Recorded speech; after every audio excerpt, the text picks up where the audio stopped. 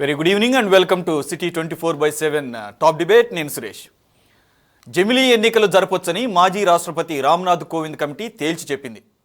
ఈ మేరకు 18,629 పేజీలతో నివేదికను రాష్ట్రపతి ముర్ముకు అందజేసింది. 190 రోజుల పాటు జమిలీ ఎన్నికలపై అధ్యయనం చేసిన కమిటీ పార్లమెంట్, అసెంబ్లీ, పంచాయతీ ఎన్నికలు ఒకేసారి జరపాలని సూచించింది.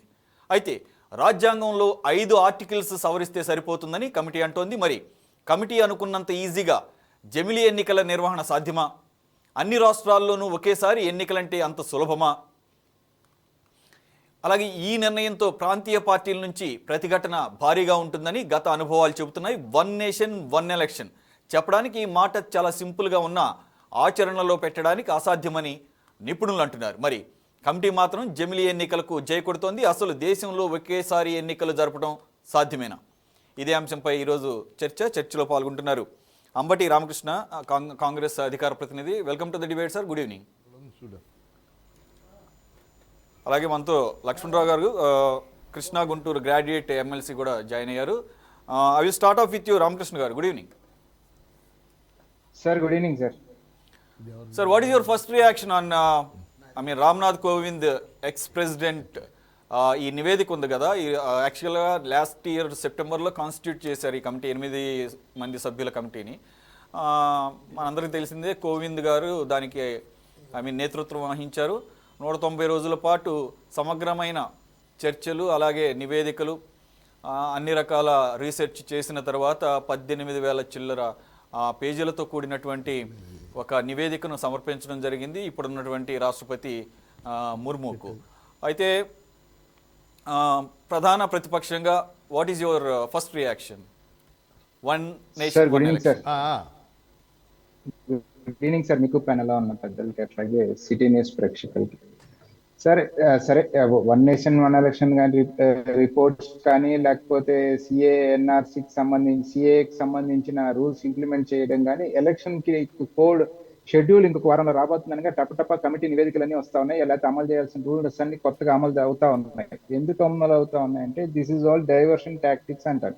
Point number 1. ఎందుకు డైవర్షన్ టాక్టిక్స్ అంటే వారు అనుకున్నంతగా అయోధ్య నుంచి లబ్ధి చేకూరలేదు. ఇవాళ దేశంకి ఏదో లబ్ధి చేస్తాం, 1 నేషన్ 1 ఎలక్షన్, ఒక ఎలక్షన్ కండక్ట్ చేయడం వల్ల దేశానికి ఏదో విపరీతమైన ఆదాయం చేకూరుస్తాం. మొత్తంగా దేశానికి ఎలక్షన్స్ జరుగుతున్నప్పుడు ఒక లెక్క తీసుకున్నప్పుడు సుమారుగా అంతా కూడా ఒక 20 నుంచి 25,000 కోట్లు మాత్రమే ఖర్చు అవుతా ఉంది. 40 లక్షల కోట్ల బడ్జెట్. 40 లక్షల కోట్ల బడ్జెట్ లో 0.1% కూడా లేదు ఆ ఖర్చు.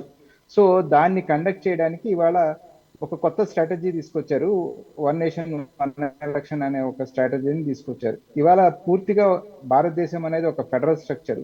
ఆ ఫెడరల్ స్ట్రక్చర్ లో రాష్ట్రాలకి వాటి ప్రయోజనాలు సక్రమంగా నాకు తెలిసి మోడీ గారు ఎన్నికైన తర్వాత రాష్ట్రాల్లో ప్రతిపక్షాలు ఎన్నికైన రాష్ట్రాలనే వారి పరిపాలన చేసుకోనివ్వలేదు. అంటే ఎన్నికల పట్ల వారికి ఉన్న చిత్తశుద్ధి ఏంటి అనేది ఇప్పుడు కర్ణాటకలోనో మధ్యప్రదేశ్లోనో ఎన్నికైన ఇప్పుడు అంత ఖర్చులే తగ్గించాలి, నిజంగా దేశం పైన కన్సర్న్ ఉంది అనుకున్నప్పుడు ప్రతిపక్షాలు ఎన్నికైన రాష్ట్రాల్లో ఎమ్మెల్యేలతో రాజీనామాలు చేపించి కర్ణాటకలో ఒక 26 మందితో లేకపోతే మధ్యప్రదేశ్ ఒక 28 మందితో ఇలా గవర్నమెంట్లు కూల్చో ఆ రకమైన అంటే వారి ఆలోచన దృక్పథానికి ఇప్పుడు వచ్చిన రిపోర్ట్కి అది బీజేపీ యొక్క దీనికి ఏమి ఆలోచనకి మ్యాచ్ అవ్వట్లేదు అంటారు. ఇంకొక విషయం ఏమంటే బహుశా ఏకస్వామ్యం అనేది తీసుకురావాలనే ఒక ఆలోచనలో కూడా ఉన్నారేమో అనిపిస్తుంది. ఇవాళ ప్రపంచవ్యాప్తంగా ఇండెక్స్ తీసుకున్నా కూడా we are not considering India we are considering India as a democratic country. It is just an electoral autocracy అంటున్నారు. ఆ ఎలక్టరల్ ఆటోక్రసీ అనే పదాన్ని కూడా వాళ్ళు ఎందుకు వాడుతున్నారు? పూర్తి ఆటోక్రసీ అనకుండా ఎలక్టరల్ ఆటోక్రసీ అనేది ఎందుకు వాడుతున్నారంటే అట్లీస్ట్ ఎన్నికలన్నా ఆయా రాష్ట్రాల్లో జరపాల్సిన టైంకి జరపాల్సిన విధంగా జరుగుతున్నాయి కాబట్టి ఇప్పుడు దాన్ని కూడా రద్దు చేసేసి మేము పూర్తిగా 1 నేషన్ 1 ఎలక్షన్ అన్నప్పుడు పూర్తిగా it will become an autocratic country. Electoral autocracy అనే అంటే డెమోక్రటిక్ కి ఆటోక్రసీకి మధ్యలో ఒక పదం పెట్టారు. ఆ పదం కూడా ఉండదు. వీఆర్ డ్రైవింగ్ టువర్డ్స్ అన్ ఆటోక్రసీ. సో అటువంటి తరుణంలో ఇవాళ మీరు మోడీ గారి స్పీచెస్ కూడా చూడండి. ఎక్కడ కూడా భారతీయ జనతా పార్టీ హామీ అనో మా పార్టీ చేస్తుందనో అనట్లేదు. ఏ మోడీకా గ్యారంటీ, మోడీ ఆశ్వాసం దే రహా అన్నాడు. అంటే ఏకస్వామ్యం దిశగా పూర్తిగా నడిపించే ఒక దిశ కనపడుతున్న తరుణంలో ఈ రిపోర్టు ఈ యొక్క భారతీయ జనతా పార్టీ యొక్క ఉద్దేశాన్ని దాంట్లో ఉన్న మెంబర్స్ ని కూడా చూసుకున్నప్పుడు ఆ మెంబర్స్ కమిటీ మెంబర్స్ ని సెలెక్ట్ చేసేటప్పుడు కూడా ప్రతిపక్షాలన్నీ అబ్జెక్షన్ చెప్పినాయి. మీరు కమిటీ మెంబర్స్ వేసేటప్పుడు ఈ రకంగా మీకు సంబంధించిన వాళ్ళందరినీ వేసుకున్నప్పుడు ఎట్లా కుదురుతుంది అనేది ఒక మాట చెప్పినప్పుడు, ఇవాళ అనంత్ కుమార్ హెగ్డే కర్ణాటకలో మాట్లాడతాడు, మాకు 370 నుంచి 400 సీట్లు ఇస్తే మేము రాజ్యాంగాన్ని మార్చడానికి సిద్ధంగా ఉన్నాం అంటే ఇవన్నీ కనెక్టింగ్ ద డాట్స్ అండి. సో రాజ్యాంగాన్ని మార్చాలనే ఒక ఆలోచన, ప్రజలకు ప్రజాస్వామ్యం ఇచ్చిన హక్కులు మొత్తం తీసేయాలనే ఒక దుర్మార్గపు ధోరణి, సో ఈ దేశంలో ప్రజాస్వామ్యం ఉండకూడదు అనే ఒక ఆలోచన దృక్పథంతో, లేకపోతే ఈ దేశంలో లౌకికవాదం ఉండకూడదు అనే ఒక ఆలోచన దృక్పథంతో ప్రజల్ని డైవర్ట్ చేసి ప్రజల్ని మభ్యపెట్టే ఒక కార్యక్రమాన్ని భారతీయ జనతా పార్టీ ప్రజల మీద బలవంతంగా నుద్దే ఒక కార్యక్రమాన్ని చేస్తా ఉంది. కానీ డెఫినెట్ గా దీని ప్రతిపక్షాలు పూర్తిగా అడ్డుకొని తీరుతాయి. ఇప్పుడు 2/3 మెజారిటీ కావాలి అని కోరుతూనే, ఇంకొకటి ఏమంటే రాష్ట్రాల ప్రభుత్వాలు పడగొట్టడానికి కూడా ఇది ఒక కారణం అనుకుంటాను. ఎందుకంటే పార్లమెంట్ లో 2/3 మెజారిటీతో పాటుగా 2/3 మళ్ళీ రాష్ట్రాలు కూడా ఒప్పుకోవాలి. సో రాష్ట్రాల్లో కూడా వీళ్ళు అధికారం చేజిక్కించుకోవడానికి కూడా ఇది ఒక దుర్మార్గమైన కారణంగా మనం ఆలోచించవచ్చు. ఏది ఏమైనా సరే ఇది సాధ్యపడే పని కాదు. మోరోవర్ ఇప్పుడు పంచాయతీలో ఇష్యూస్ వేరే ఉంటాయి, పంచాయతీ యొక్క ఆలోచన వేరుగా ఉంటుంది, పంచాయతీకి కావాల్సిన నిధులు వేరుగా ఉంటాయి. దాన్ని తీసుకెళ్లి మీరు సరాసరి పార్లమెంట్ కి తీసుకెళ్లి ముడిపెడతామంటే టోటల్ కాన్సన్ట్రేషన్ ఆఫ్ పవర్ మొత్తంగా పార్లమెంటు దగ్గరికి గుత్తాధిపత్యంగా తీసుకెళ్లే ఒక ఆలోచన చేస్తా ఉంది. ఇది భారతదేశానికి ఈ ప్రజలకి ఏమాత్రం కూడా మంచి చేసే కార్యక్రమం ఖచ్చితంగా కానే కాదు. ఇది ఒక నార్త్ కొరియా లాగానో, ఒక రష్యాలోనో, ఒక చైనా లాగానో ఈ దేశాన్ని చెయ్యాలి అనుకుంటే డెఫినెట్ గా ప్రజలు అంబటి రామకృష్ణ గారు, మీరు ఒకటి ఇది రాష్ట్రాల హక్కులను కాలరాసే ఒక ప్రక్రియలో భాగం, అలాగే ఒక సెంట్రలైజ్డ్ గవర్నెన్స్ని తీసుకురావడానికి బీజేపీ అంచెలంచెలుగా 1 by 1 రిఫార్మ్స్ తీసుకొస్తుందని అంటున్నారు. ఓకే, కానీ పర్టికులర్గా జమిలీ ఎలక్షన్స్ కనుక తీసుకుంటే స్వాతంత్రం వచ్చిన కొత్తలో ఒక 10-15 సంవత్సరాల పాటు కేంద్రంతో పాటు అన్ని రాష్ట్రాలకు ఒకేసారి ఎన్నికలు జరిగినది మనం చూసింది. So it's not quite new to our nation. So అప్పుడు లేనటువంటి అభ్యంతరం ఇప్పుడు ఎందుకు రావాల్సింది అంటే వస్తుంది అంటే మీరేమంటారు? సార్ స్వాతంత్రం వచ్చిన కొత్తలో అంటే తీసుకున్నప్పుడు ఖచ్చితంగా అప్పుడు అన్ని ఎలక్షన్ కండక్ట్ చేసి తీరాలి. తర్వాత ఎందుకు మిస్ మ్యాచ్ అయినాయి? ఆయా రాష్ట్రాల ప్రభుత్వాలు పడిపోవడం వల్లనో, లేకపోతే ఆయా రాష్ట్రాల్లో మెజారిటీ లేకపోవడం వల్లనో ఎలక్షన్ అయితే కంటిన్యూటీ తీసుకురాలేకపోయాం కదా. 1950s అండ్ 1960s దీనిపైన చర్చోపచర్చలు జరిగినాయి. ఆ రోజు మేధావులందరూ విపరీతంగా చర్చించారు, ఇదే కంటిన్యూ చేద్దామా, ప్రాసెస్ ఏంటి అన్నప్పుడు నో ఫెడరల్ స్ఫూర్తికి ఇది తీవ్ర విఘాతం కలిగించే విధంగా ఉంది. కాదు, ఏ రాష్ట్రానికి ఆయా సిచ్యువేషన్స్ లో మనం ఖచ్చితంగా ఎన్నికలు జరపాలి తప్ప ఒకటేసారి జరిపినప్పుడు ఫెడరల్ స్ఫూర్తిని పూర్తిగా నిలబెట్టలేమని ఆ రోజు మేధావి వర్గం డిసైడ్ చేసుకొని ఇది కుదరదనే మళ్ళీ డిఫరెంట్ ఫేజెస్ లో డిఫరెంట్ స్టైల్స్ లో ఎలక్షన్ వెళ్ళడానికి జరిగింది. సురేష్ గారు పాయింట్ టేకెన్ సార్. లక్ష్మణరావు గారు, ఐ మీన్ జమిలీ ఎన్నికలు దీన్ని ఎలా చూడాలి? అంటే ఒక ఫెయిర్ ప్రాసెస్గా మీరు చూస్తున్నారా, లేదంటే కనుక అంబటి రామకృష్ణ గారు అన్నట్టుగా it's in the process of bringing the presidential rule of style of functioning అని చెప్పేసి, అంటే ఒక ఫెడరల్ స్ట్రక్చర్ కాకుండా స్లోగా మనం యుఎస్ లాగా ఒక ప్రెసిడెన్షియల్ వే ఆఫ్ గవర్నెన్స్ వైపు నెమ్మదిగా బీజేపీ అటువైపు అడుగులు వేయిస్తోంది అని అంటున్నారు. Do you agree with him and what is your observation on whole? Suresh గారు, స్పష్టంగా మనం అర్థం చేసుకోవాల్సింది, హలో ఎస్ సార్, భారతదేశంలో రాజ్యాంగం పార్లమెంటరీ ప్రజాస్వామ్యాన్ని ప్రవేశపెట్టి, పార్లమెంటరీ ప్రజాస్వామ్యంలో బహుపార్టీ విధానం ఉంటుంది, అంటే అనేక పార్టీలు పనిచేస్తూ ఉంటుంది. అలాగే భారతదేశ రాజ్యాంగం భారతదేశాన్ని సమాఖ్య రాజ్యాంగం, యాక్చువల్ గా ఫెడరల్ అనే పదం రాజ్యాంగంలో వాడకపోయినప్పటికీ కూడా యూనియన్ ఆఫ్ స్టేట్స్ రాజ్యాంగంలో article 1 this is union of states అంటే ఇక్కడ కేంద్ర ప్రభుత్వం ఉంటుంది, రాష్ట్రాలు కూడా ఉంటాయి.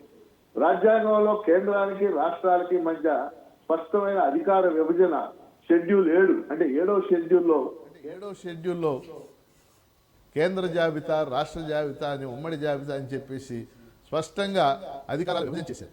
కనుక ఇక్కడ ఫస్ట్ పాయింట్ ఏంటంటే నేను చెప్పదలుచుకుంది, కేంద్రం ఉంది, రాష్ట్రాలు ఉన్నాయి. భిన్నమైన పార్టీలు అధికారంలో ఉండే అవకాశం ఈ రాజ్యాంగం ఇచ్చింది మనకి.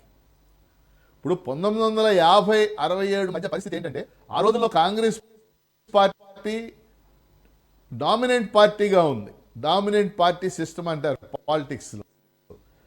అంటే ప్రాబల్యం కలిగిన ఒక పార్టీ వ్యవస్థ ఆ రోజున ఉంది. కాబట్టి 1952, 57, 62, 67 దాకా అంటే 4 సాధారణ ఎన్నికల్లో అటు కేంద్రంలోనూ ఇటు అన్ని రాష్ట్రాల్లో కూడా కాంగ్రెస్ పార్టీ గెలుపొంది.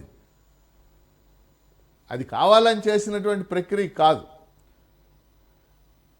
కానీ గత 3 దశాబ్దాలుగా 4 దశాబ్దాలుగా మనం పరిశీలిస్తే కేంద్రంలో ఒక పార్టీ గెలుపొందితే రాష్ట్రాల్లో భిన్నమైన పార్టీలు అధికారంలో ఉన్నాయి. ఈరోజు మనం చూస్తున్నాం, నరేంద్ర మోడీ 2014లో గెలిచాడు, 2019లో గెలిచాడు.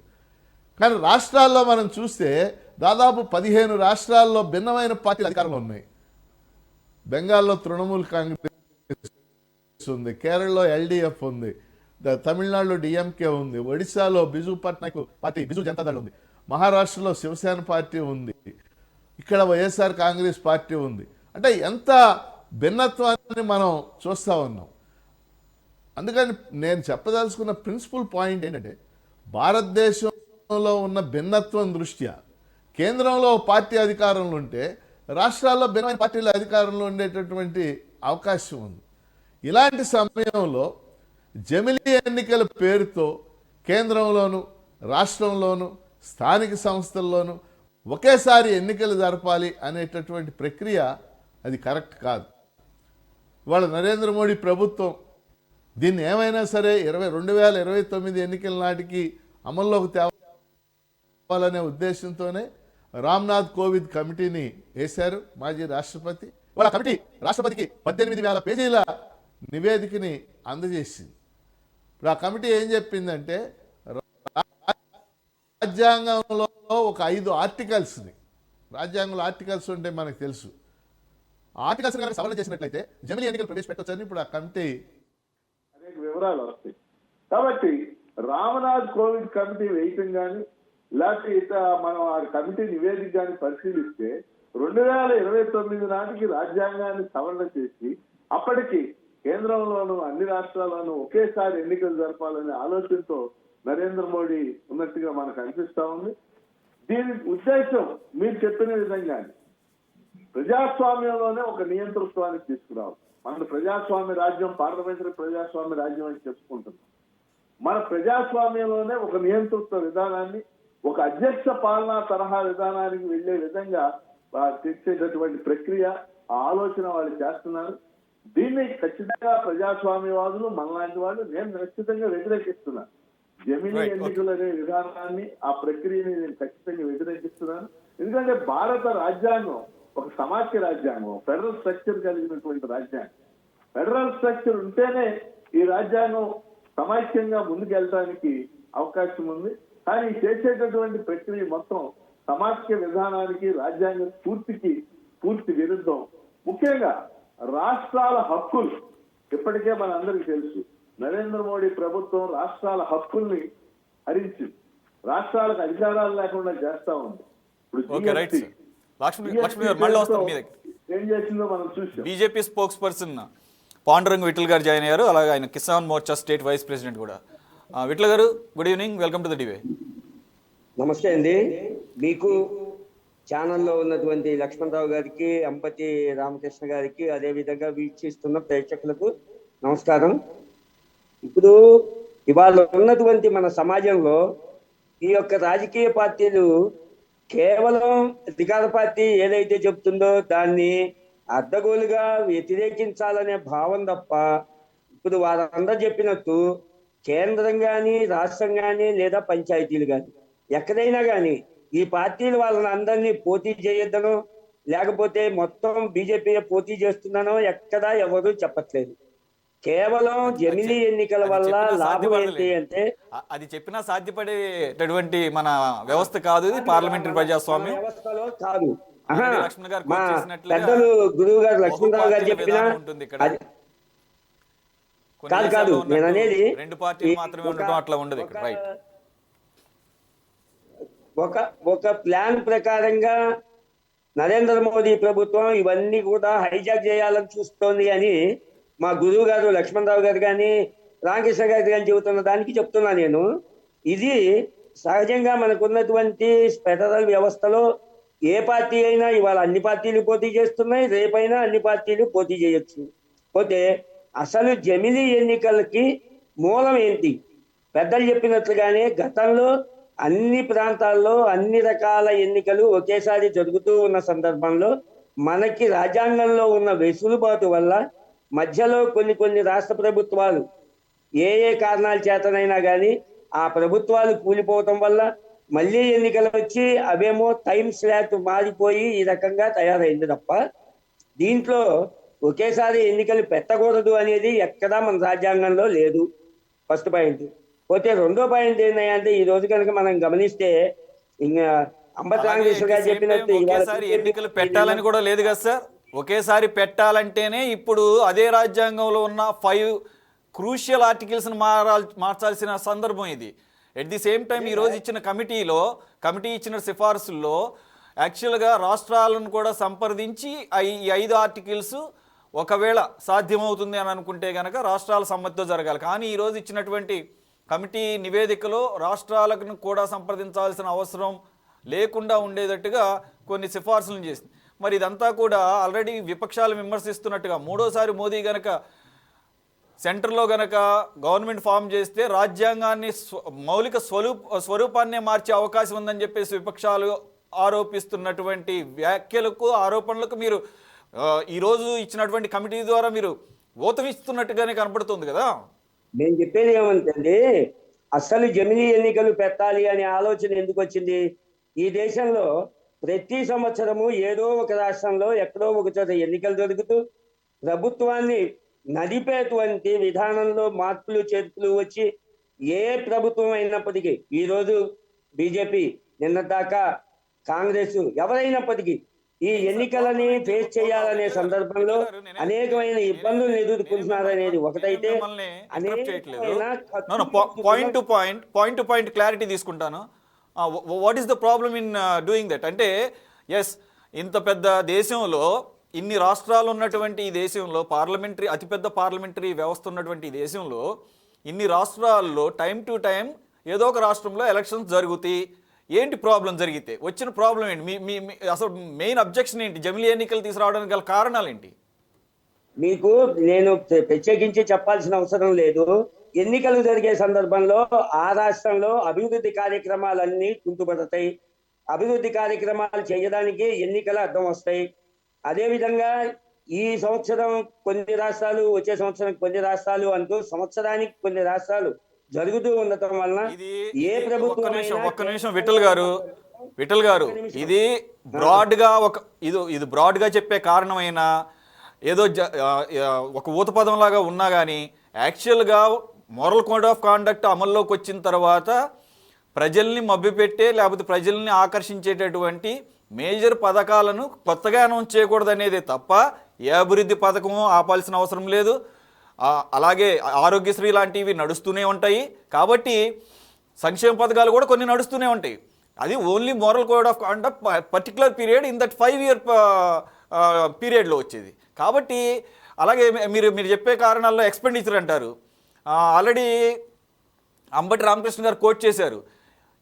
ఇన్ని లక్షల కేంద్ర బడ్జెట్లో, ఇన్ని లక్షల కోట్ల కేంద్ర బడ్జెట్లో ఎన్నికలకు చేసే వ్యయం చాలా నెగ్లిజిబుల్, పాయింట్ నాట్ పర్సంటేజ్ అది.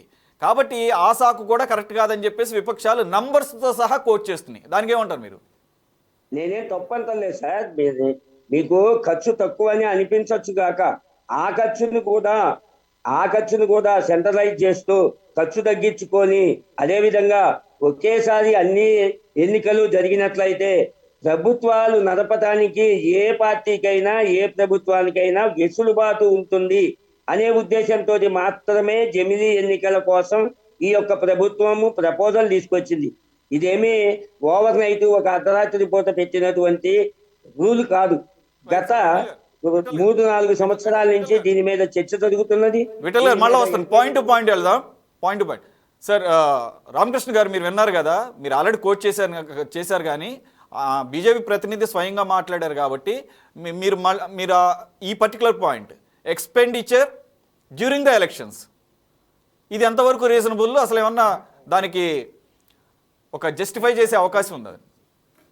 What we should consider is expenditure by the government to conduct elections.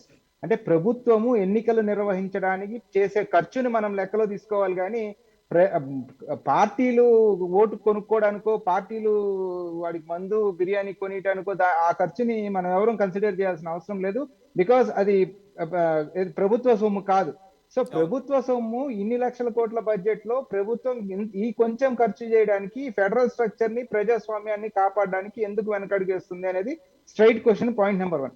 Point number 2, నాకల్లా అర్థమైంది ఏంటంటే మోడీ గారు ఎలక్షన్ అంటే పూర్తిగా అంటే గత చరిత్ర తీసుకోండి, ఆయన ప్రధాని అయ్యే వరకు ఉన్న ప్రధానులు ఎవరు కూడా రాష్ట్రాల్లో ఎలక్షన్లు అన్నప్పుడు ఇంత కాలిక బలపాలు చివరికి వాళ్ళే బీజేపీ వాళ్ళు, మీరు ఏ బీజేపీ ప్రతినిధి అన్నా చూడండి, మాకు పంచాయతీ ఎన్నిక ముఖ్యమే, పార్లమెంట్ బై ఎలక్షన్ ముఖ్యమే, అసెంబ్లీ బై ఎలక్షన్ ముఖ్యమే, ఆ రాష్ట్ర ఎలక్షన్ ముఖ్యమే, మేము ఎన్నికల కోసమే జీవిస్తున్నాం, రాజకీయం కోసమే జీవిస్తున్నాం అని స్పష్టంగా చెప్తా ఉన్నారు వాళ్ళు.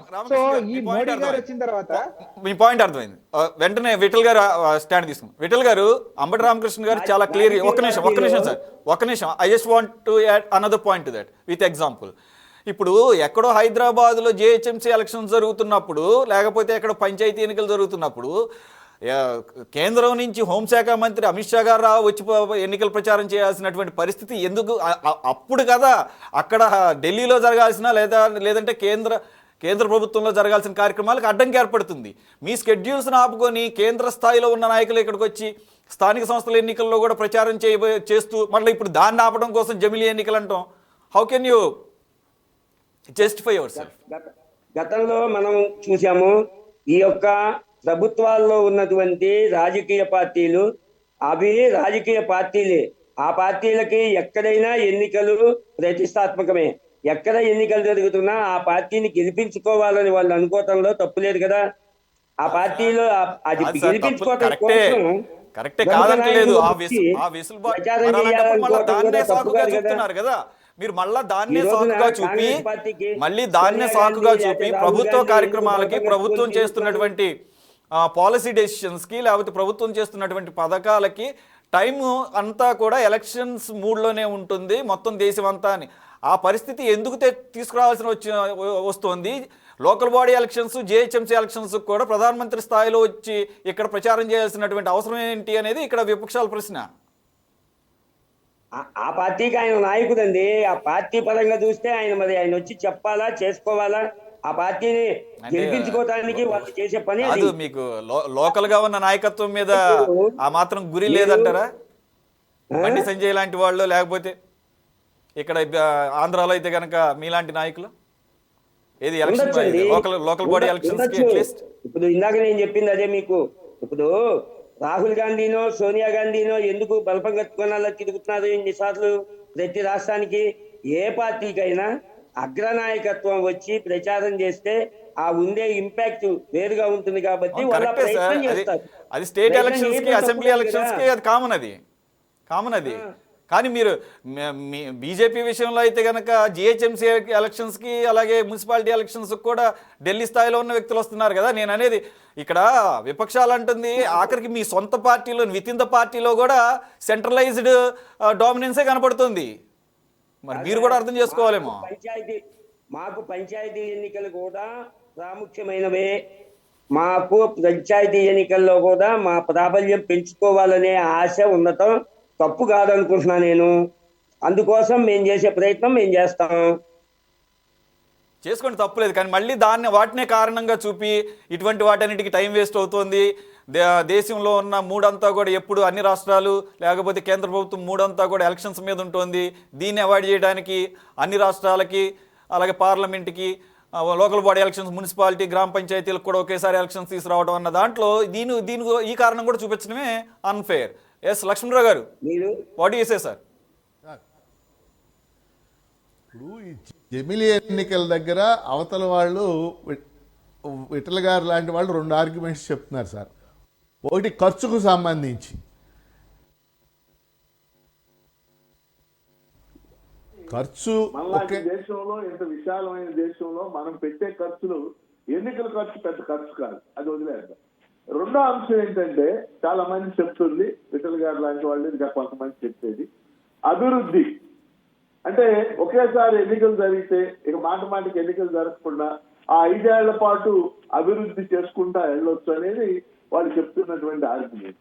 కానీ ఈ ఆర్గ్యుమెంట్ కూడా సరైనది కాదని నేను భావిస్తున్నాను. ఎందుకంటే అభివృద్ధి ఏ ప్రభుత్వం ఎన్నికైనప్పటికీ అభివృద్ధి కొనసాగుతూనే ఉంటుంది. అభివృద్ధి అనేది ఒక నిరంతరం జరిగేటటువంటి ప్రక్రియ.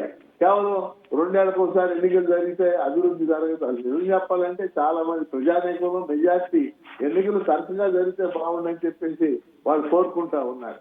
అందుకని జమిలీ ఎన్నికలకు సంబంధించి ఒకటి సార్, నేను చాలా స్పష్టంగా చెప్పదలుచుకుంది ఏంటంటే దేశంలో లోక్సభకి, శాసనసభలకి, స్థానిక సంస్థలకి ఒకేసారి ఎన్నికలు కనుక జరిగితే ఇది ప్రజాభిప్రాయాన్ని విచ్ఛిన్నం చేయటమే.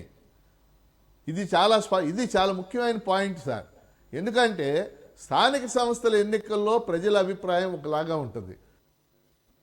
స్థానిక అంశాలు, స్థానిక సమస్యలు ప్రభావితం చేస్తాయి. రాష్ట్ర అసెంబ్లీ ఎన్నికల్లో ప్రజల అభిప్రాయం ఒకలాగా ఉంటుంది. లోక్సభ ఎన్నికల్లో ప్రజల అభిప్రాయం జాతీయ స్థాయి అంశాలన్నీ కూడా ప్రభావితం చేస్తూ ఉంటాయి. మీకు ఒక ఉదాహరణ చెప్తాను. ఒకసారి కర్ణాటకలో లోక్సభకు జరిగినటువంటి ఎన్నికలన్నింటిలో కూడా కాంగ్రెస్ గెలిచింది. ఒక నెల 2 నెలల తేడాలోనే శాసనసభకు ఎన్నికలు జరిగితే రామకృష్ణ హెగ్డే నాయకత్వంలో ఉన్నటువంటి జనతా పార్టీ గెలిచింది.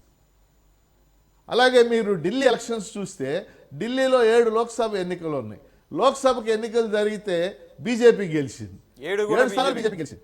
2 నెలల్లో శాసనసభకు ఎన్నికలు జరిగితే ఢిల్లీ శాసనసభలో ఉన్న 70 స్థానాల్లో 67 స్థానాలు ఆమ్ ఆద్మీ పార్టీ గెలిచింది.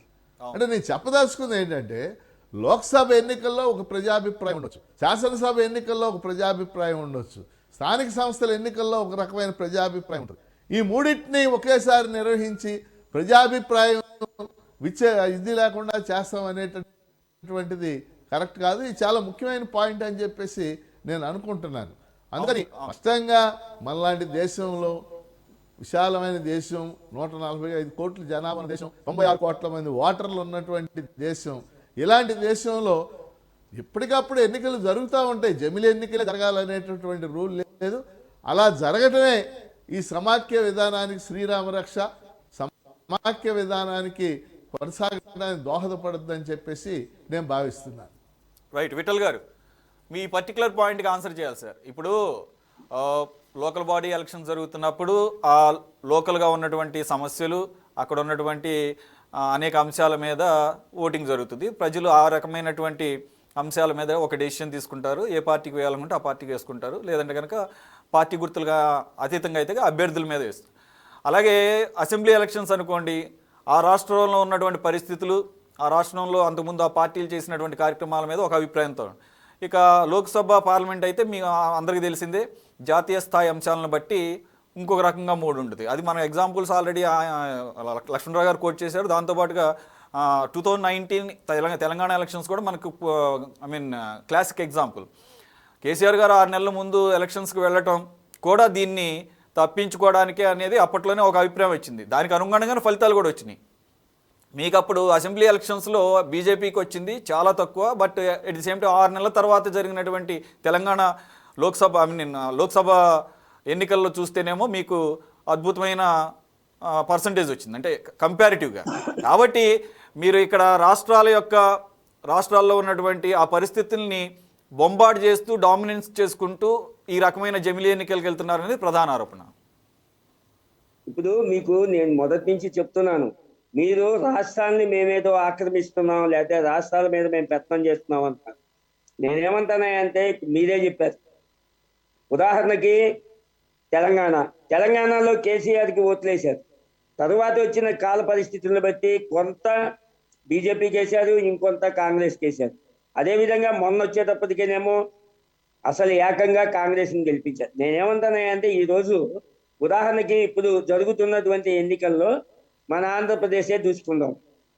పార్లమెంట్ ఎన్నికలు, అసెంబ్లీ ఎన్నికలు రెండూ జరుగుతున్న సందర్భంలో ఒక పార్లమెంటు పరిధిలో ఏడు అసెంబ్లీ ఎన్నికలు జరుగుతుంటే ఏదిట్లో మూడో నాలుగో ఒక పార్టీకి ఇంకా మిగతావి ఇంకో పార్టీకి వచ్చి పార్లమెంటు అభ్యర్థి వేరే అతను గెలుస్తున్న సందర్భాలని కూడా మనం చూస్తున్నాం. అంటే కేవలం ఇప్పుడు మీరు చెప్పినట్టు ఈ లక్ష్మణరావు గారు రైజ్ చేసే పాయింట్ కూడా అదే. పార్టీని మేమేదో చేయటానికో అనేది మాత్రం అది సత్యదూరం. కారణం ఏంటి అంటే ఈ రోజున భారతదేశం అభివృద్ధి చెందుతున్న దేశం. ప్రతి ఒక్కరు కూడా ప్రజలు విఘ్నతతోటి ఓటింగ్ చేస్తున్నటువంటి ఈ పరిస్థితుల్లో మీరు కేవలం ఇంకా అక్కడే ఆ రాష్ట్రాల్లోనే లేకపోతేనేమో అక్కడే పంచాయతీలు. ఈరోజు నరేంద్ర మోడీ గారు కోరుకుంటున్నది ఏమంటే ఒక పంచాయతీలో ఉన్నటువంటి సర్పంచి దేశ భవిష్యత్తును నిర్ణయించే స్థాయికి ఆలోచనకి ఎదగాలనేదే కోరుకుంటున్నారు. అంటే ఏంటి దాని అర్థం? ఇక్కడ ఒక పంచాయతీ సర్పంచ్కి ఓటేసేటప్పుడే ఒక ప్రధానమంత్రికి కావాల్సిన పార్టీ కూడా ఓటేసే అవకాశం ప్రజలకు ఒకేసారి వస్తే దానికి విఘ్నత మనకి మన భారతదేశంలో ఈరోజు ప్రజలంతా కూడా విఘ్నతతోటి చేస్తున్నటువంటి ఈ కార్యక్రమంలో ఇవన్నీ కూడా కుంటి సాకులు మాత్రమే అనేది నా భావం. అదేవిధంగా ఈరోజు మీరు కనుక గమనించినట్టయితే మెల్తది ఎక్కడ ఎన్నికలు జరుగుతున్నా ఈ రోజున మనం ఫోర్సుని తీసుకెళ్లాల్సి వస్తుంది. ఈ ఫోర్సుని కేవలం ఎన్నికలు నిర్వహించడానికే ఉపయోగించుకోవటం తప్ప మిగతా వాటిని ఉపయోగించుకునే అవకాశం మనకు కలగట్ల. దీనికోసం మళ్ళీ ఫోర్స్ని పెంచుకోవాల్సి వస్తుంది. వాస్తవంగా మన దేశం శాంతి కాముక దేశం, మనకి ఫోర్స్ ఎక్కువ అక్కర్లా. కానీ ఈ యొక్క ఎన్నికల కోసం అయినా సరే ఫోర్స్ని పెంచాల్సి వస్తుంది. ఇటువంటి కారణాలు అనేకం. నేను అనేది ఏదో ఒకటో రెండో కారణాలతోటి ఏ పని జరగదు.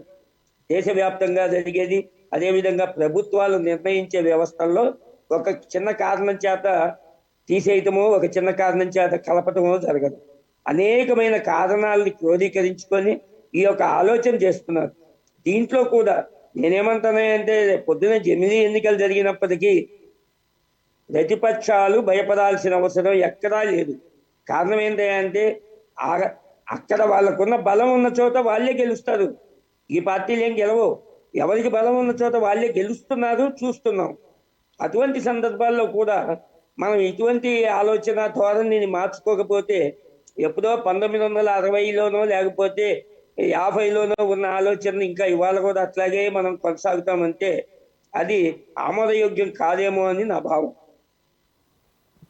రామకృష్ణ గారు, ఇక second point, another point Vitthal garu raise చేస్తుంది, స్పెషల్ ఫోర్సెస్, సిఆర్పిఎఫ్ దళాలు ఇటువంటి వాటిలన్నింటినీ మనం రక్షణ కోసం వాడకుండా ఈ రకమైనటువంటి ఎన్నికల కార్యక్రమానికి వాడకుండా ఉండటం కోసం, దాన్ని అవాయిడ్ చేయడం కోసం. What you say sir?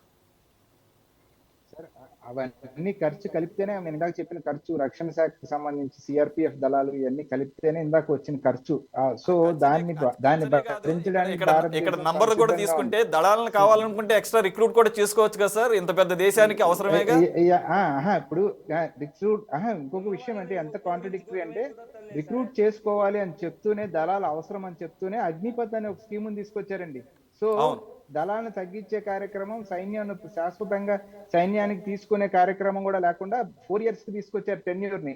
So both of these are contradictory. ఇది పక్కన పెడితే నేను అనుకుంటానా అంటే నరేంద్ర మోడీ గారు ఇప్పుడు రాష్ట్రాలు తిరుగుతున్న తరుణంలో ఒక రాష్ట్రంలో చెప్పిన అబద్ధం ఇంకో రాష్ట్రంలో చెప్పిన అబద్ధం ఇవన్నీ మిస్ మ్యాచ్ అయ్యి వాళ్ళు ఒకటొకటి బయటకు వస్తున్న తరుణంలో ఇదంతా కాదు, ఒకసారిగా మాట్లాడుకుందాం, ఒకసారిగా సెటిల్ చేద్దాం అనే ఆలోచన చేస్తున్నారేమో కానీ సార్ చూడండి, 10 సంవత్సరాలుగా కేంద్రంలో సుస్థిరమైన ప్రభుత్వం ఉంది కదా.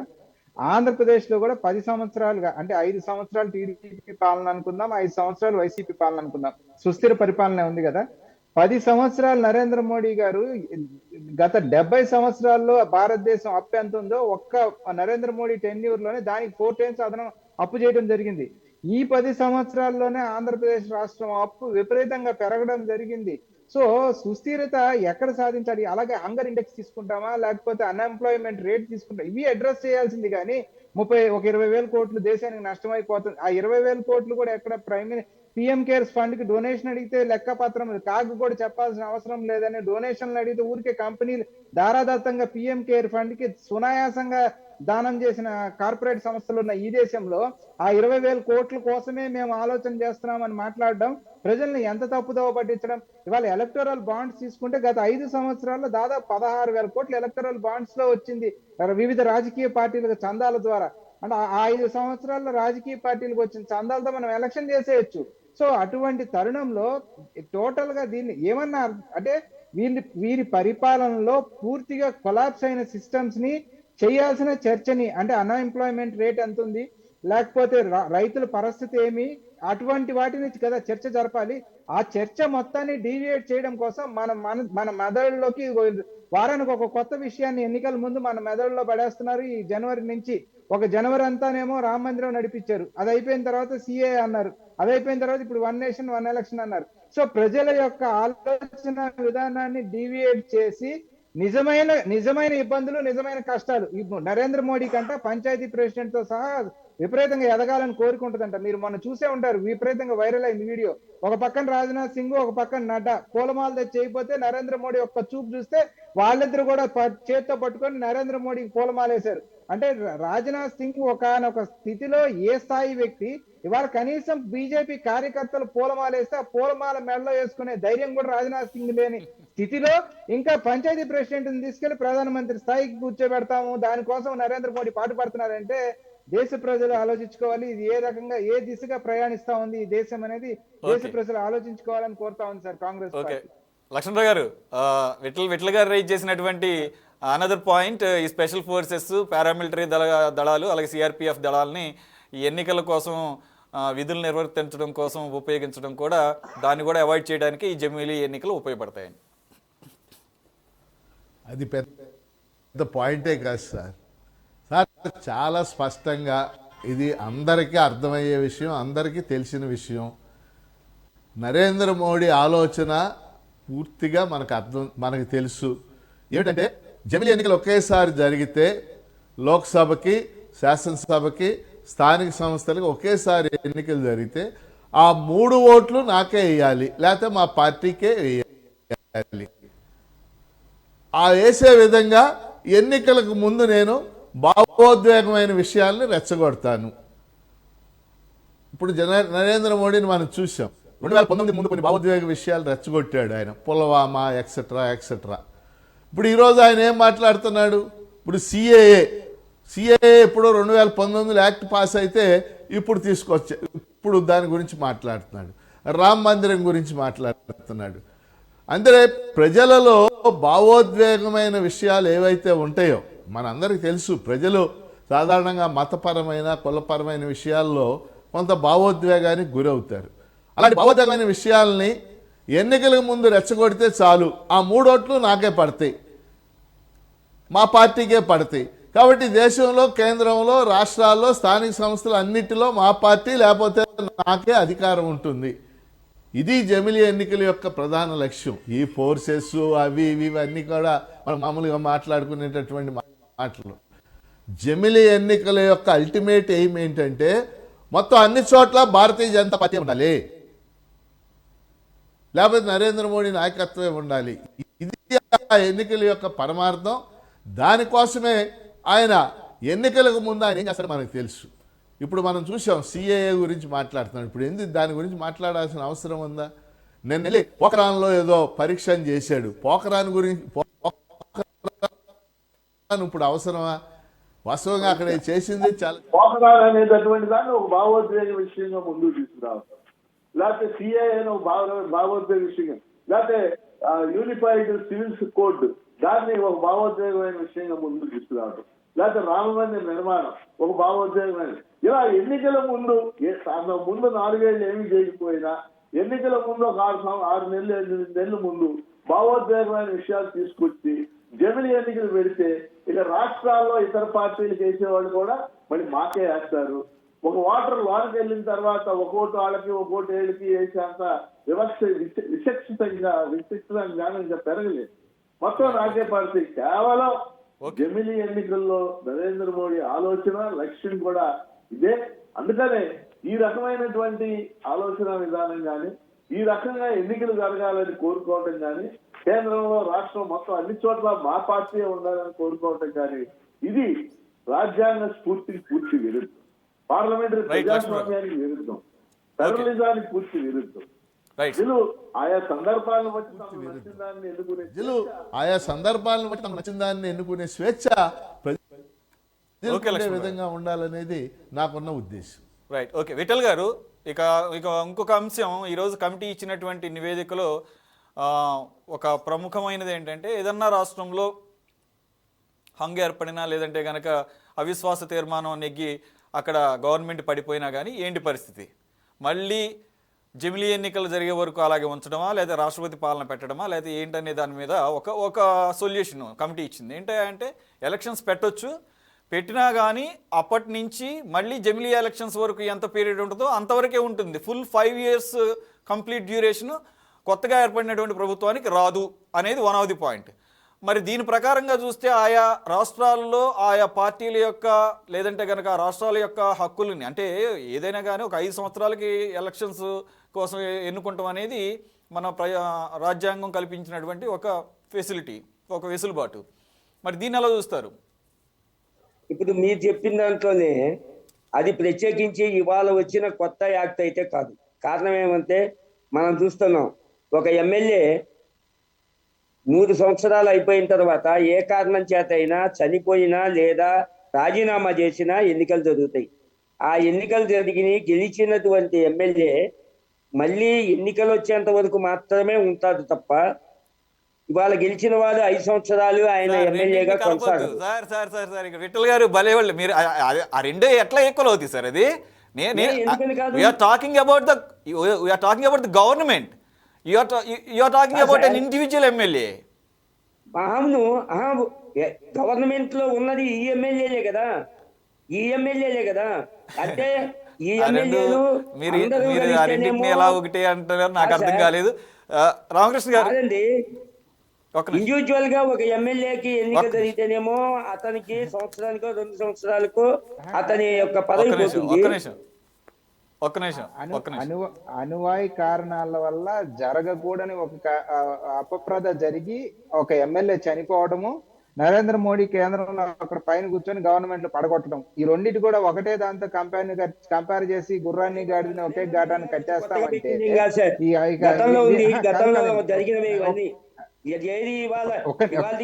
ఒక్క నిమిషం ఆగండి. అంటే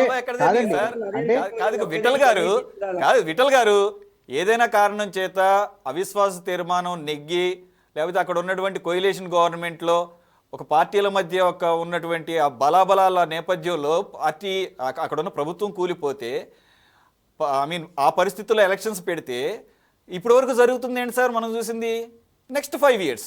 అందుకనే కదా జమిలీ ఎన్నికలు అనే కాన్సెప్ట్ బ్రేక్ అయింది in the beginning of independence. ఆ 15 సంవత్సరాల పాటు జమిలీ ఎన్నికలు కంటిన్యూ అయ్యి ఆ ఫినామినా బ్రేక్ అవడానికి కారణం ఏంటి? ఈ రకరకాల పరిస్థితుల్లో ఈవెన్ సమ్ టైమ్స్ కేంద్ర ప్రభుత్వం కూడా ఇన్వాల్వ్ అయ్యి రాష్ట్రపతి పాలన తీసుకొచ్చిన సందర్భాలు కూడా ఉన్నాయి. కాబట్టి అది కదా ప్రాసెస్. ఒక విషయం దాన్ని నేను సమర్థించాలని నా ఉద్దేశం కాదు, కానీ అట్లా కనుక తర్వాత తరం ఉండదు అని తెలిస్తే సారీ మీ టైం ఏమి నేను ఆపట్లేదు, కానీ రామకృష్ణ గారు he wants to add one more point. Ramakrishna గారు ప్లీజ్. సార్, అనుకోకుండా కేంద్ర ప్రభుత్వమే పడిపోయింది అనుకుందాం. కేంద్ర ప్రభుత్వంలో అంటే గతంలో కూడా చూసాం కదా కోయిలేషన్ గవర్నమెంట్స్, అనుకోకుండా కేంద్ర ప్రభుత్వం పడింది అనుకుందాం. సో దాని టెన్యూర్ కూడా 2.5 years 3 years గడిచిన తర్వాత పడిపోతే, సో దాని టెన్యూర్ 2 years కే ఎలక్షన్ మేము కండక్ట్ చేస్తాము, దాని టెన్యూర్ 2 years అంటే ఖర్చు పెంచుతున్నట్ట వీళ్ళు ఖర్చు తగ్గిస్తున్నట్ట? అది మరి అది ఖర్చు అదనమైందా తగ్గిందా? రామకృష్ణ గారు, నేను చెప్పే సలహా ఏంటంటే ఈ రూల్ వల్ల అట్లా మధ్యలో పడిపోయేటువంటి సందర్భాలు తగ్గుతాయని. ఏం చెప్పాలి? ఒక చనిపోయిన ఎంపీ, కేంద్ర ప్రభుత్వం రెండు ఒకటే అని మీరు చెప్తే దానికి ప్రజలు ఏం అర్థం చేసుకోవాలి?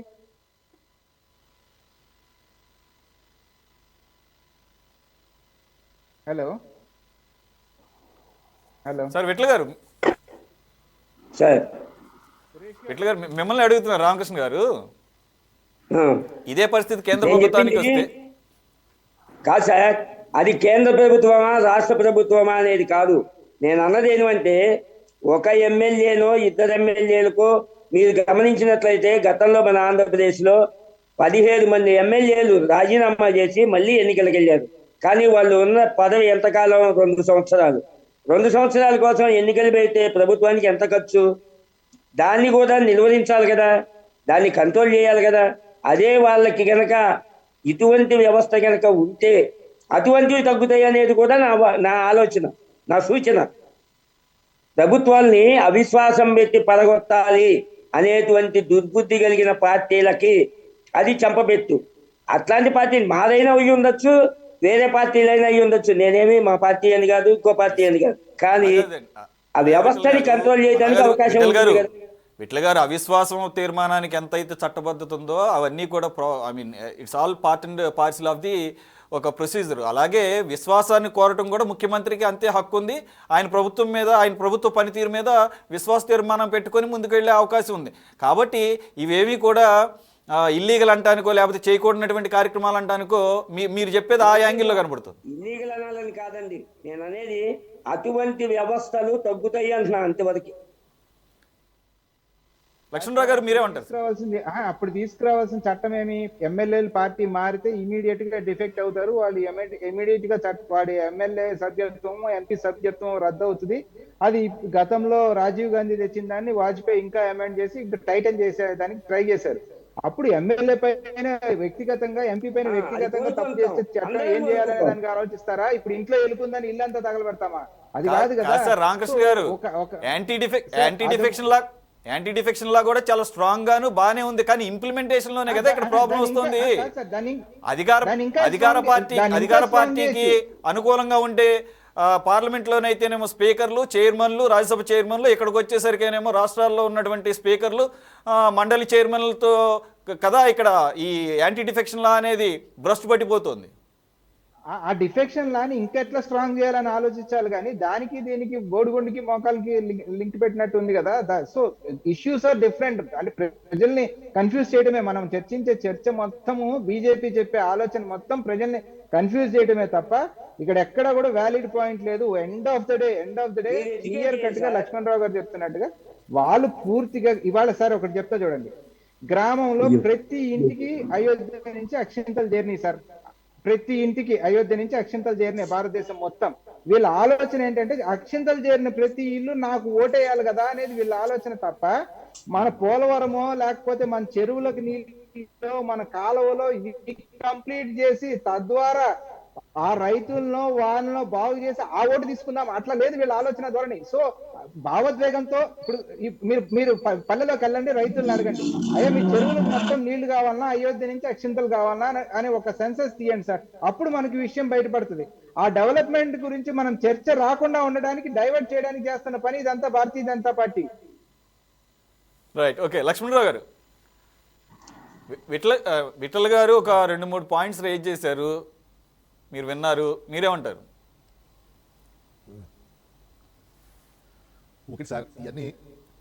ఈ యాంటీ డిఫెక్షన్స్ కూడా కంట్రోల్ చేయొచ్చు అనేది ఆయన ప్లాన్ లో ఉన్నాడు. ఆ గేమ్ ప్లాన్ ఏంటంటే, ఇండియాలో గత 3-4 దశాబ్దాల్లో రాజకీయ వ్యవస్థలో చాలా పెద్ద మార్పు జరిగింది. ప్రాంతీయ పార్టీల ప్రాబల్యం పెరిగింది, మనందరికీ తెలిసిన విషయం. అనేక చోట్ల సంకీర్ణ రాజకీయాలు అంటే కోయిలేషన్ పాలిటిక్స్ బుదుకొచ్చింది. ఇలాంటి సందర్భంలో ఈ ప్రాంతీయ పార్టీలను మింగేస్తూ తమ పార్టీ ప్రాబల్యమే ఉండేలాగా చూసుకోవటమే మోడీ గేమ్ ప్లాన్. కేవలం దానికోసం మాత్రమే ఈ ప్రక్రియ అంతా కూడా ఆయన చేస్తా ఉన్నాడు. దాన్ని మనం స్పష్టంగా అర్థం చేసుకోవాలి. ఎందుకంటే ఈ మొత్తం ఆలోచన విధానం భారత రాజ్యాంగ స్ఫూర్తికి పూర్తి విరుద్ధమైనటువంటి. ఎందుకంటే రాజ్యాంగం చాలా స్పష్టంగా ఇండియాలో, వాస్తవంగా రాజ్యాంగ పరిషత్తులో మనం పరిశీలన చేస్తే ఇండియాలో పార్లమెంటరీ ప్రజాస్వామ్యం ఉండాలా, అధ్యక్ష పాలన ఉండాలా, పెద్ద డిబేట్ జరిగింది. చివరికి డాక్టర్ అంబేద్కర్ నాయకత్వాన నెహ్రూ గారు వీళ్ళు ఆలోచించి ఇండియాలో ఉన్న పరిస్థితుల దృష్ట్యా అధ్యక్ష పాలనా విధానం వద్దు, అది నియంతృత్వానికి దారితీస్తుంది, పార్లమెంటరీ విధానం ఉండాలి, బహుపార్టీ వ్యవస్థ ఉండాలి అని పెట్టారు. బహుపార్టీ వ్యవస్థ ఉన్నప్పుడు భిన్నమైన పార్టీలు భిన్నమైన రాష్ట్రాల్లో అధికారంలో వచ్చే హక్కు వాళ్ళకు ఉంది. ఇప్పుడు అలా రాకుండా చేయటమే మోడీకి ఉన్నటువంటి ఉద్దేశం. మోడీ భారతీయ జనతా పార్టీ వాళ్ళ ఆలోచన విధానం అంతా అలా కొనసాగుతుంది. అందుకని మనం చూస్తున్నాం కదా, అధికారంలో ఉన్నటువంటి రాష్ట్రాలను కూడా వాళ్ళు సుఖంగా బతకనివ్వడం లేదు. కేరళలో ఒక రకమైన ఒత్తిడి తెస్తున్నారు గవర్నర్ ఉపయోగించి. తమిళనాడులో గవర్నర్ అసలు మీరు ఇటీవల చూస్తుంటారు, తమిళనాడులో గవర్నర్ శాసనసభ ప్రసంగం కేవలం అధ్యక్ష మీకు శుభాకాంక్షలు తెలుపుతున్న సభ్యులకని దిగిపోయాడు. గవర్నర్ ప్రసంగం అసలు చదవలేదు. అంటే రాష్ట్రాన్ని, ప్రతి రాష్ట్రానికి ఒక విధమైన గేమ్ ప్లాన్ వాళ్ళు చేస్తున్నారు. మహారాష్ట్రలో చూసాము, శివసేన పార్టీని తీసేసి అక్కడ ఏం చేశారో మనం చూసాం. అలాగే తమిళనాడులో ఒక గేమ్ ప్లాన్ చేస్తున్నారు, అలాగే బెంగాల్లో ఒక గేమ్ ప్లాన్ చేస్తున్నారు. ఈ రకమైనటువంటి ప్లాన్స్ ద్వారా భిన్నమైన రాష్ట్రాల్లో కూడా మా పార్టీ ఉండాలి అనే దానికి మాత్రమే ఈ జమిలీ ఎన్నికల ఆలోచన జరుగుతూ ఉంది. మిగిలినవన్నీ కూడా చాలా చిన్న విషయాలు వాళ్ళ ఆలోచన విధానంతో పోల్చుకున్నప్పుడు ఖచ్చితంగా జమిలీ ఎన్నికలు అనే విధానాన్ని మనం వ్యతిరేకించాలి. వ్యతిరేకించడానికి ఒకటే కారణం, అది వ్యక్తుల సమస్య కాదు. జమిలీ ఎన్నికలు అనేది ప్రజల యొక్క అభిప్రాయానికి వ్యతిరేకం, రాజ్యాంగానికి వ్యతిరేకం, ఫెడరల్ స్ఫూర్తికి వ్యతిరేకం, పార్లమెంటరీ ప్రజాస్వామ్యానికి వ్యతిరేకం. అందుకని ఖచ్చితంగా మనం ఈ జమిలీ ఎన్నికల విధానాన్ని వ్యతిరేకించాలి. అమ్మటి రామకృష్ణ గారు, closing comments please, just 30 seconds. Sir definite గా ఇప్పుడు ఏదైనా కానీ ప్రజాస్వామ్యం పరిరక్షించబడాలి అని కోరుకునే ప్రతి వ్యక్తి కూడా దీన్ని ఖచ్చితంగా వ్యతిరేకించి తీరటం అనేది కనపడతా ఉంది మనం దేశవ్యాప్తంగా. ఇది ఎన్ని ప్రయత్నాలు చేసినా ఏది చేసినా కూడా ఇది ఈ రోజుకైతే ప్రస్తుతానికి ఒక ఎలక్షన్ గిమిక్ గా ముందుకు తీసుకొచ్చా, కానీ వాళ్ళకి తెలిసి ఇది సాధ్యపడదని. ఈ రోజు ఏదో బలంగా ఉన్నామని మన మీద రుద్దిన తర్వాత రేపు ఎలకాలం మోడీ ఉండడు, లేకపోతే ఎలకాలం నేను ఉండను, ఇంకొక ఆయన ఉండడు. బట్ దేశం శాశ్వతం. సో దేశాన్ని దృష్టిలో పెట్టుకొని ఒక్కొక్క చిన్న ఎగ్జాంపుల్ సార్, ఇప్పుడు తమిళనాడు వాడికి ఎలా ఉంటుందంటే ఏఐడిఎంకేనో డిఎంకే అయితేనో మా యొక్క ఆలోచన విధానాన్ని పార్లమెంట్ లో వాళ్ళు ప్రతిబింబించగలుగుతారు అని ఒక నమ్మకం. అట్లా బెంగాల్ వాడు ఉన్నారు, వాళ్ళకి మమతా బెనర్జీనో XYZ ఆమె అయితే మా బెంగాలీ ఇంట్రెస్ట్. అంటే ఇక్కడ భిన్న బహుభాషా తత్వం ఉంది, బహుమతాలు ఉన్నాయి, రకరకాల ఇది భిన్నత్వంలో యూనిటీ అండ్ డైవర్సిటీ ఉన్న దేశం ఇది. సో దీన్ని పూర్తిగా అర్థం చేసుకోకుండా ఈ దేశం మొత్తం ఒకటే భాష, దేశం మొత్తం ఒకటే ఎలక్షన్, దేశం మొత్తం ఒకటే తిండి, దేశం మొత్తం ఒకటే బట్ట, ఇది ఈ దేశంలో సాధ్యపడే పనే కాదు. ప్రజల మధ్య అనవసరమైన విద్వేషాలు రెచ్చగొట్టి చివరికి మొన్న యూనియన్ ఆఫ్ స్టేట్స్ అనే విషయం మాట్లాడినప్పుడు కూడా రాహుల్ గాంధీ పార్లమెంట్ లో దాన్ని కూడా చాలా వ్యంగ్యంగా, లేకపోతే రాహుల్ గాంధీ దేశాన్ని కల్పించే ప్రయత్నం చేయట్లేదు, జోడో అంటున్నాడు కానీ విడగొట్టి మాట్లాడుతున్నాడు అంటున్నాడు. కానీ ఆ రోజు యూనియన్ ఆఫ్ స్టేట్స్ అనేది కాన్స్టిట్యూషన్ లో ఉంది అనే విషయాన్ని కూడా వాళ్ళు గుర్తించలేని పరిస్థితుల్లో డెఫినెట్ గా ఈ దేశంలో ఉన్న అన్ని రకాల ప్రజల మతాల భాషల్ని గౌరవించాల్సిన బాధ్యత కేంద్ర ప్రభుత్వానికి ఉంది. దేశంలో ఉన్న అందరి ప్రజల పట్ల కూడా సోదర భావాన్ని పెంపొందించాల్సిన బాధ్యత ఉంది. దాన్ని విద్వేషం ద్వారా విడగొట్టే ప్రయత్నం చేసి ఈ రోజు మీరు చలిమంట కాచుకొని గెలవటం వల్ల రేపు భవిష్యత్తులో భావితరాలకి చాలా నష్టం చేసింది అవుతుంది Bharatiya Janata Party. Right sir, thank you very much for joining Ramakrishna గారు, thank you very much Lakshmana Rao గారు, అలాగే thank you very much BJP Vithal గారు. ఇది మొత్తానికి జమిలీ ఎన్నికల మీద భిన్నమైనటువంటి అభిప్రాయాలు వ్యక్తమవుతున్నాయి. విపక్షాలు ఇది ప్రజాస్వామ్య స్ఫూర్తికి అలాగే ఫెడరల్ స్ఫూర్తికి విఘాతం, రాష్ట్రాల హక్కుల్ని హరించడం, అలాగే బహుపార్టీ విధానానికి వ్యతిరేకం అని చెప్పేసి అంటుంటే, అటు ఈరోజు కోవింద్ నేతృత్వంలోని కమిటీ ఇచ్చినటువంటి నివేదిక ద్వారా ఎన్డీఏ గవర్నమెంట్ బీజేపీ ఏమంటుందంటే ఇది ఖచ్చితంగా 2029కి జమిలీ ఎన్నికలను సాకారం చేస్తాం, ఈ లోపల జరగాల్సినటువంటి రాజ్యాంగపరమైనటువంటి మార్పులకు సిద్ధపడతామని చెప్పేసి వాళ్ళు చెప్తూ, దీనికి బెనిఫిట్స్ ఏంటంటే ఎక్స్పెండిచర్ తగ్గించవచ్చు ఎలక్షన్స్కి, అలాగే అభివృద్ధి కార్యక్రమాలు ఆపాల్సిన అవసరం లేదు, అలాగే సంక్షేమ కార్యక్రమాలు కూడా నిరంతరంగా కొనసాగించవచ్చు, మోరల్ కోడ్ ఆఫ్ కాండక్ట్ అని చెప్పేసి బ్రేక్ పడాల్సిన అవసరం లేదు. At the same time paramilitary forces ఇలాగే ఈ రక్షణ దళాలని ఈ ఎన్నికల కోసం ఉపయోగించాల్సినటువంటి పరిస్థితి కూడా ఉండదు అని చెప్పేసి అన్నారు. చూద్దాం 2029కి మరి జమిలీ ఎన్నికలు సాధ్యపడతాయా లేదని చెప్పేసి. ఇది వాళ్ళ టాప్ డిబేట్. మరో డిబేట్లో మళ్ళీ కలుద్దాం. Stay tune to city 24/7.